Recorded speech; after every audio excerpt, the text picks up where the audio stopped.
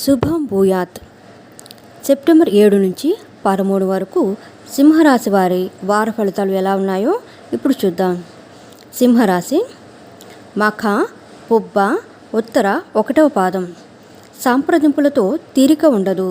ఆలోచనలతో సతమతమవుతారు.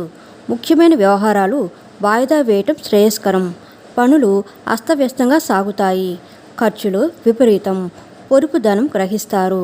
చీటికి మాటికి అసహనం చెందుతారు. సామరస్యంగా మెలగండి. పిల్లల విద్యాయత్నం ఫలిస్తుంది. సన్నిహితులతో సంభాషిస్తారు. పత్రాల రెన్యువల్లో అలక్ష్యం తగదు. శుభకార్యానికి హాజరవుతారు.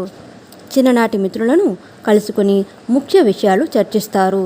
సమాజంలో ప్రత్యేక గౌరవం లభిస్తుంది. స్థిరాస్తి వృద్ధి చెందుతుంది. ఇంటి నిర్మాణ యత్నాలు కలిసి వస్తాయి. ఆలయాలు సందర్శిస్తారు. వివాహ యత్నాలు కొలిక్కి వస్తాయి. ఉద్యోగార్థులకు శుభవార్తలు అందుకుంటారు. వ్యాపారాలు లాభసాటిగా సాగుతాయి. ఉద్యోగాలలో కొత్త ఆశలు చిగురిస్తాయి. రాజకీయ వర్గాలకు మరింత ఉత్సాహకరంగా ఉంటుంది. వారం మధ్యలో ధన వ్యయము, అనారోగ్యం కలగవచ్చు. కలిసొచ్చే రంగులు ఎరుపు, గులాబీ. గణేశ అష్టకం పఠించడం సింహరాశి వారికి చెప్పదగిన సూచన.